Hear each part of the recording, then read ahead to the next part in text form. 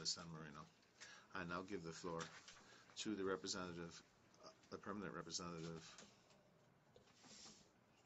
and the Minister of Foreign Affairs of Guatemala. His Excellency, Raúl, you have the floor.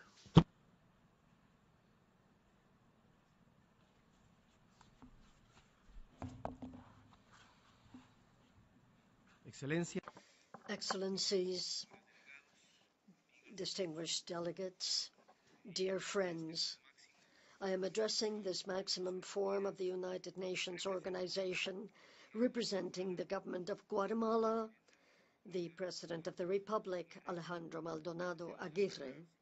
I wish to greet Mr. Morgens Liketov, the President of this 70th session, who, with his vast experience and well-known skills, has led it successfully to fruition. Mr. President, I wish to begin my statement by expressing how grieved and saddened the people and government of Guatemala are after the tragedy which took place last Thursday, the 1st of October, overnight, when, after a landslide, at least 125 houses were covered by mud, which so far has resulted in the death of 33 persons and approximately 600 citizens missing, as well as a considerable number of wounded in an area close to the capital city. This mudslide has been the result of intense rainfall which has affected Guatemala after almost 12 weeks of extreme drought. This produced serious damage to our national agriculture. Our relief teams are at present looking for survivors. There are more than 616 relief workers, and together with citizen support. We are grateful for international solidarity expressed to us on this tragedy. During the Global Summit on Sustainable Development, the Vice President of Guatemala reflected on the transcendental events that have taken place in our country in recent months, which mark a turning point in our political history.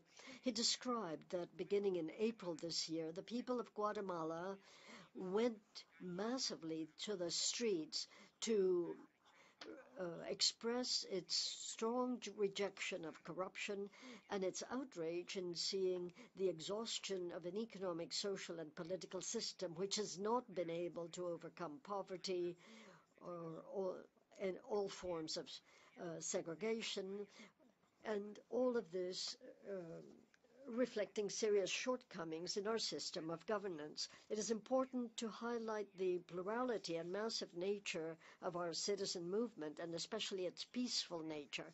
There was not one single act of violence throughout the 4 months of protests. There were 22 weeks of protests, during which our collective civic conduct was exemplary, I repeat, without incidents, without vandalism, without aggression of any kind. This vast popular movement led to the resignation and charging of the Vice President and then the President of the Republic, as well as of other government authorities and private individuals.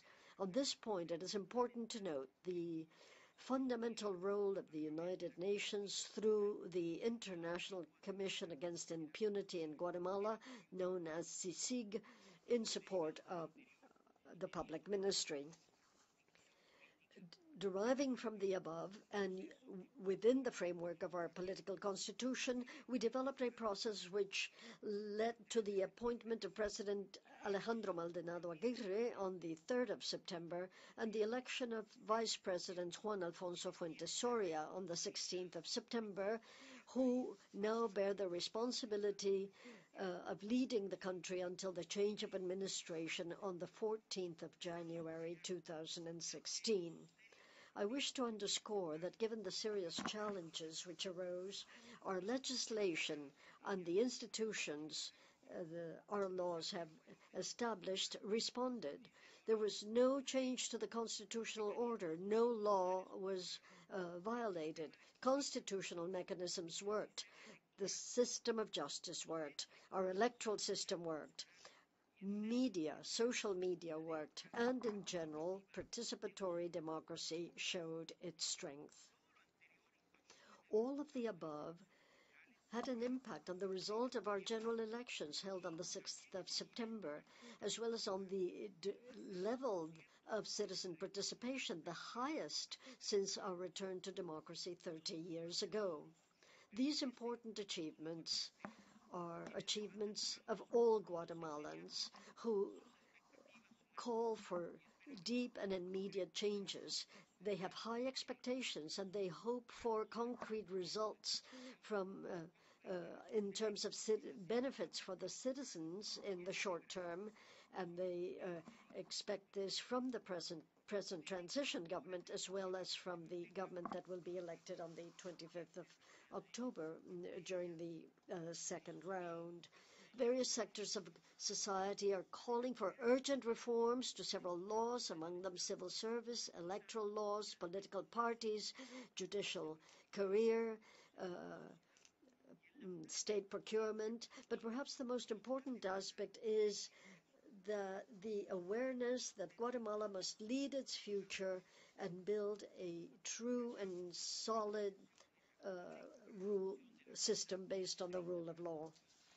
As we expressed when we spoke to the summit which adopted the 2030 Agenda on Sustainable Development, the invisible Guatemala made up of indigenous peoples, peasants, those who have been marginalized by the system, they have not been satisfied with the resignation of some leaders. They went to the streets calling for the changes in some laws, but they also call for a thorough transformation in the economic, social, and political system to leave behind poverty, exclusion, and racism, developing a true concept of national and international solidarity, an essential element of peace and security.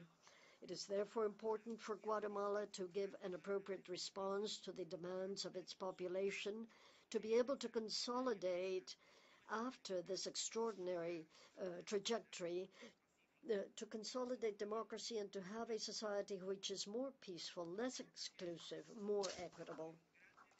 Mr. President, another major challenge for Guatemala is the establishment of better living conditions for its people to avoid the exodus of so many of our citizens who have to look for a better life abroad.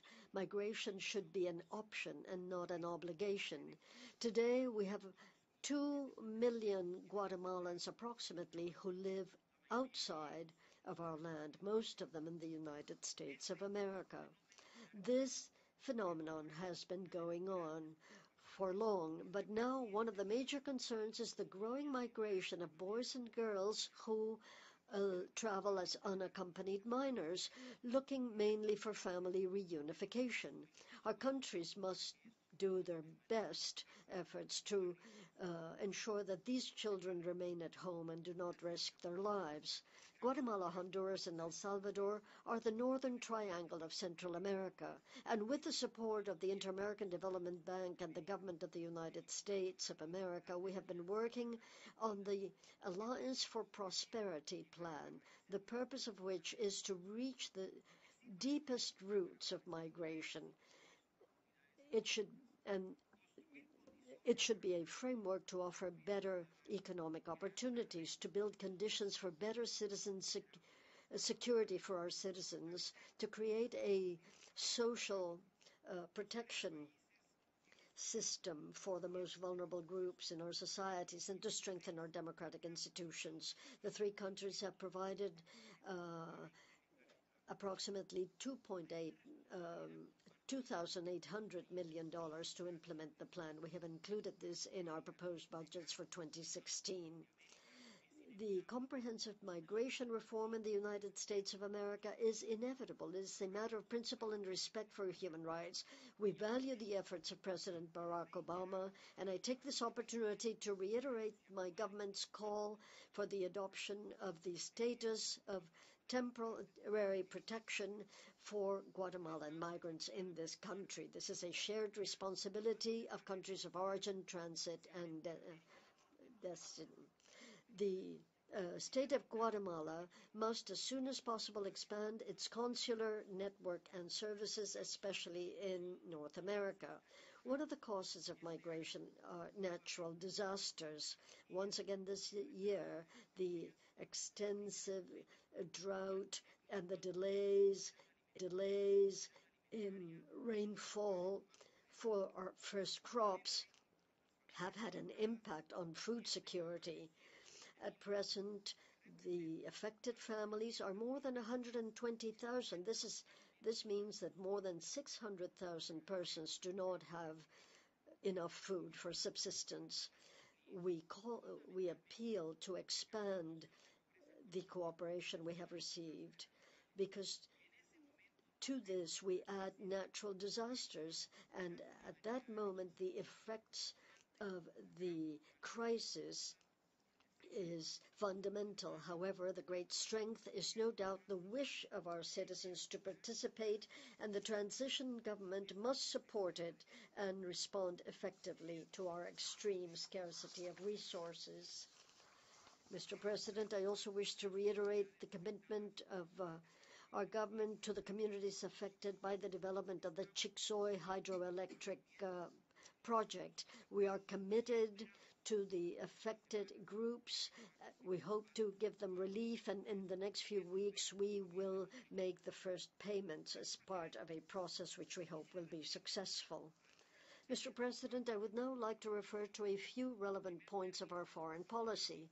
First of all, I am pleased to report that we have continued to make progress in our bilateral relations with neighboring countries.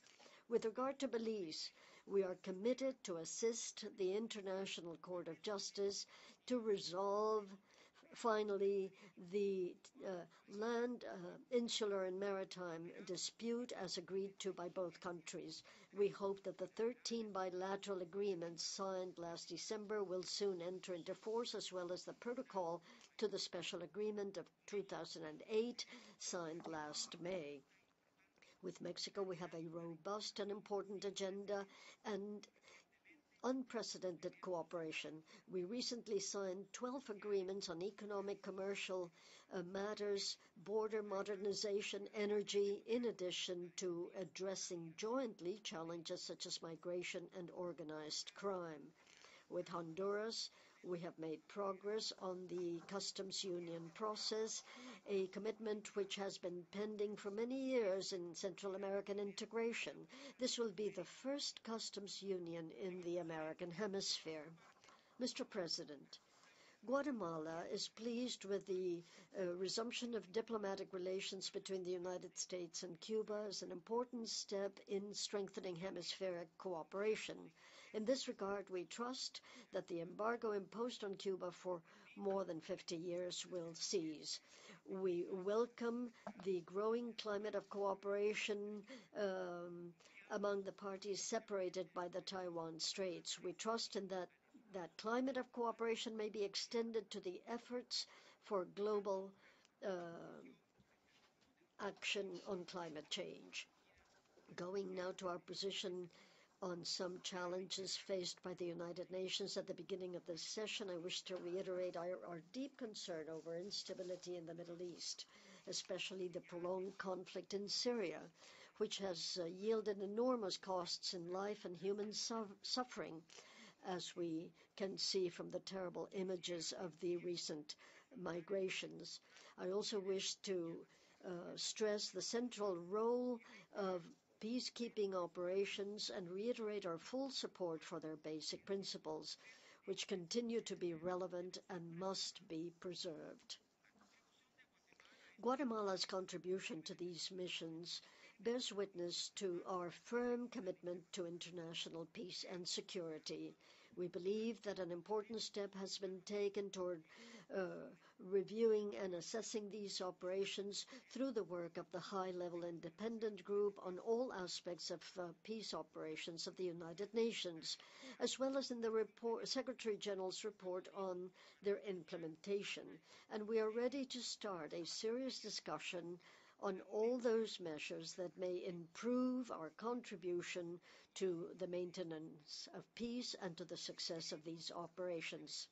We agree with other delegations that the adoption of the 2030 Agenda for Sustainable Development was an important step toward addressing in the future the pending tasks of the MDGs. We join everyone in responding to the Paris Summit, responding to the enormous challenges of climate change, and we hope that a legally binding instrument will emerge from it.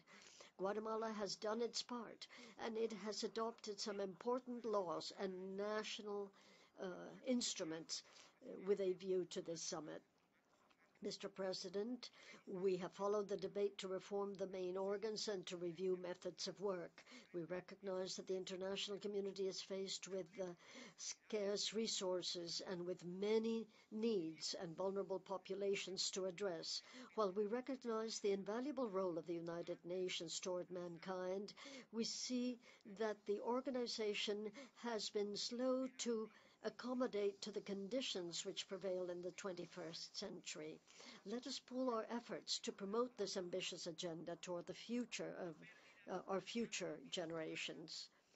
Given the loss of so many human lives in conflicts worldwide and given new threats, this is the time for member states to wonder whether we are fulfilling the foundational promise of the organization to save future generations from the scourge of war. But we reiterate our faith in the United Nations in commemorating its 70 years, and we trust that it is in the hands of all member countries to ensure its growing relevancy in the future to address peace, security, and human rights. Thank you.